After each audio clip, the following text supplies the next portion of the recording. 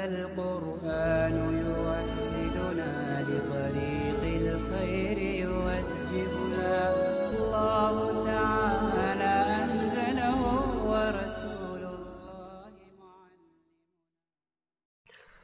بسم الله الرحمن الرحيم.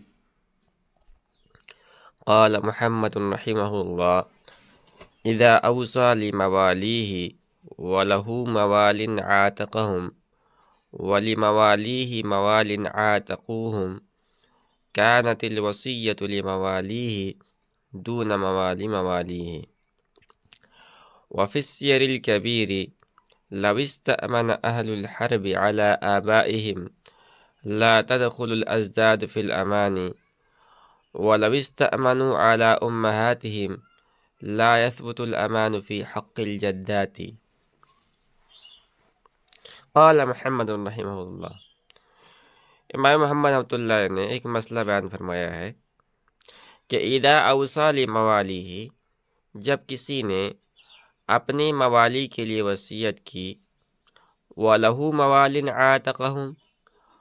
اور اس کے لیے ایسے موالی ہیں جن کو اس نے آزاد کیا ہے، وَلِمَوَالِيهِ مَوَالٍ عَاتَقُوهُمْ، اور اس کے موالی کے لیے ایسے موالی ہیں جنہوں نے ان کو آزاد کیا ہے، كَانَتِ الْوَصِيَّةُ لِمَوَالِيهِ دُونَ مَوَالِ مَوَالِيهِ، تو وصیت اس کے موالی کے لیے ہوگی نہ کہ اس کے موالی کے لیے۔ وفی السیر الکبیر، اور سیر کبیر میں کتاب کا نام ہے، اس کتاب میں مسئلہ لکھا ہوا ہے کہ لو استأمن اہل الحرب علی آبائہم، اگر حربی لوگوں نے اپنے آبا پر امن طلب کیا، لا تدخل الاجداد فی الامان، تو ان کے اجداد امان میں داخل نہیں ہوں گے۔ اسی طرح لو استأمنوا علی امہاتہم لا یثبت الامان فی حق الجدات، اگر انہوں نے حربیوں نے اپنی ماؤں پر امان طلب کیا تو جدات کے حق میں امان ثابت نہیں ہوگا۔ یہاں سے مصنف رحمۃ اللہ علیہ فرماتے ہیں کہ جمع بین الحقیقت والمجاز کے ناجائز ہونے کی وجہ سے حضرت امام محمد رحمۃ اللہ علیہ نے ایک مسئلہ ذکر فرمایا ہے کہ اگر کسی پیدائشی آزاد آدمی نے اپنے موالی یعنی آزاد کردہ غلاموں کے لیے وصیت کی، مثال اگر اس نے وصیت کی کہ میرے مرنے کے بعد میرے سارا کا سارا کتب خانہ میرے موالی کے لیے، میرے آزاد کردہ غلاموں کے لیے، اور معاملہ یہ ہے کہ اس کے پاس موالی یعنی اس کے آزاد کردہ غلام بھی ہیں اور اس کے موالی کے موالی یعنی اس کے آزاد کردہ غلاموں کی آزاد کردہ غلام بھی ہیں، تو ایسی صورت میں وصیت اس کے موالی یعنی آزاد کردہ غلاموں کے لیے ہوگی، اور موالی کے موالی یعنی اس کے آزاد کردہ غلاموں کی آزاد کردہ غلاموں کے لیے نہ ہوگی، اس لیے کہ لفظ موالی یہ وصیت کرنے والے کی آزاد کردہ غلاموں کے لیے حقیقت ہے، اور آزاد کردہ غلاموں کی آزاد کردہ غلاموں کے لیے مجاز ہے، اور حقیقت مجاز کی بنسبت چونکہ راجح ہے اس لیے یہاں حقیقت مراد ہوگی، یعنی موصی کے آزاد کردہ غلام مراد ہوں گے، اور چونکہ حقیقت اور مجاز کا استعمال جائز نہیں ہے اس لیے مجاز مراد نہ ہوگا۔ اس کے بعد مصنف رحمۃ اللہ علیہ نے سیر کبیر کے اندر ایک مسئلہ ذکر کیا گیا اس کو نقل کیا ہے۔ مسئلہ یہ ہے کہ اگر مسلمانوں اور کافروں یعنی حربیوں میں لڑائی چل رہی تھی، اور مسئلہ یہ ہے کہ اگر حربی لوگ امن طلب کریں اور مسلمان انہیں امن دے دیں تو مامون ہو جاتے ہیں، یعنی ان کے جان و مال سے تعارض نہیں کیا جائے گا۔ اب مسلمانوں اور حربیوں میں لڑائی چل رہی تھی اور حربیوں نے مسلمانوں سے اپنے آبا پر امان طلب کیا، لفظ آبا استعمال کیا کہ بھئی ہمارے آبا کو امان دے دو، اور مسلمانوں نے امان دے بھی دیا، تو یہ امان صرف آبا یعنی باپوں کے حق میں ثابت ہوگا۔ اب مثال کے طور پر کوئی حربی ہے اور اس کے باپ بھی جنگ کے اندر شامل ہے، اس کے دادا بھی شامل ہیں، پر دادا بھی شامل ہیں، تو امان صرف باپ کے لیے ثابت ہوگا، دادا پر دادا اجداد جو ہیں وہ ان کے لیے ثابت نہیں ہوگا۔ اسی طرح نانا پر نانا کے حق میں بھی ثابت نہیں ہوگا۔ اسی طرح اگر اہل حرم نے اپنی امہات پر امان طلب کیا اور مسلمانوں نے امان دے بھی دیا تو یہ امان صرف ماؤں کے حق میں ثابت ہوگا، دادیوں اور نانیوں کے حق میں ثابت نہیں ہوگا، دادیوں اور نانیوں کے حق میں ثابت نہ ہوگا، اس لیے کہ اب یہ والد کے لیے اور والدہ کے لیے حقیقت ہے، اور اب دادا اور نانا کے لیے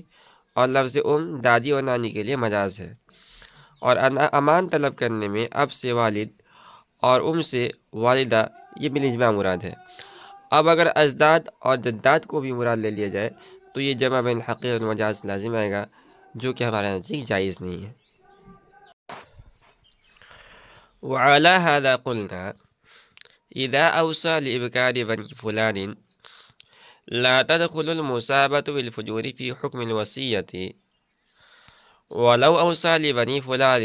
وله بنون وبنو بنيه كانت الوصية لبنيه دون بني بنيه۔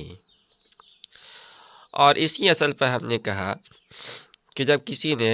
بنی فلاں کی باکرہ لڑکیوں کے لیے وصیت کی تو وصیت کے حکم میں مصابہ بالفجور یعنی وہ لڑکی جس کا پردہ بکر زنا سے زائل ہوا ہو تو اس قسم کی لڑکی وصیت کے اندر داخل نہیں ہوگی۔ وَلَوْ أَوْصَىٰ لِبَنِي فُلَانٍ وَلَهُ بَنُونٌ وَبَنُو بَنِيهِ، اور اگر بنی فلاں کے لیے وصیت کی اور اس کے ابنا اور ابناء الابنا دونوں ہیں، كانت الوصیۃ لبنیہ دون بنی بنیہ، تو وصیت اس کی ابنا کے لیے ہوگی، اس کے ابنا کے لیے نہیں ہوگی۔ یہاں سے مصنف رحمۃ اللہ علیہ اسی اصول پر کہ حقیقت اور مجاز یہ دونوں ہمارے اندر اکٹھے نہیں ہوتے ہیں،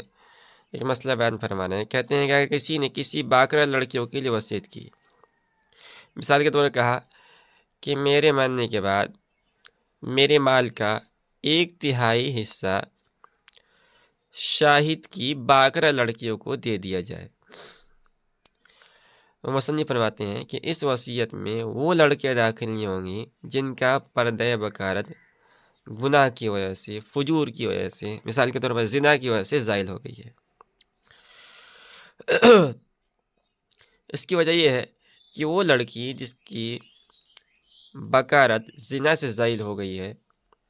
وہ امام ابو حنیفہ رحمۃ اللہ کے نزدیک باکرہ کے حکم میں ہے۔ چنانچہ نکاح کے سلسلے میں جس طرح غیر مساویٰ بالزنا کا سکوت یہ رضا شمار ہوتا ہے، اسی طرح مساویٰ بالزنا کا سکوت بھی رضا شمار ہوگا۔ اور حضرات صاحبین کے نزدیک مساویٰ بالزنا یہ صیبہ کا حکم ہے، چنانچہ جس طرح صیبہ کا سکوت یہ رضا شمار نہیں ہوتا ہے، ان کے نزدیک مساویٰ بالزنا کا سکوت بھی رضا شمار نہیں ہوگا۔ لیکن مساویٰ بالزنا باکرہ لڑکیوں کی وصیت میں ان تینوں حضرات کے نزدیک داخل نہیں ہوگی۔ صاحبین کے نزدیک تو اس لیے نہیں کہ ان کے نزدیک مساویٰ بالزنا باکرہ ہی نہیں ہے بلکہ صیبہ کے حکم میں ہے، اور امام ابو حنیفہ رحمۃ اللہ کے نزدیک اس لیے کہ غیر مساویٰ بالزنا یہ تو حقیقت باکرہ ہے، اور مساویٰ بالزنا یہ مجازن باکرہ ہے، اس لیے کہ اس نے ابھی تو نکاح نہیں کیا ہے، اور کسی مسلمان کے گناہ کو یہ عام نہیں کرنا چاہیے، اس لیے اس کے معاملہ کو مخفی رکھنے کے لیے، پوشیدہ رکھنے کے لیے اس کو مجازن باکرہ کہا جائے گا۔ اور وصیت للابکار میں چونکہ باکرہ سے ہم نے اس کے حقیقی معنی مراد لیے ہیں، اس لیے مساویٰ بالزنا مراد نہ ہوگی، تاکہ حقیقت اور مجاز کا جمع ہونا لازم نہیں ہے، جو کہ ہمارے نزدیک جائز نہیں ہے۔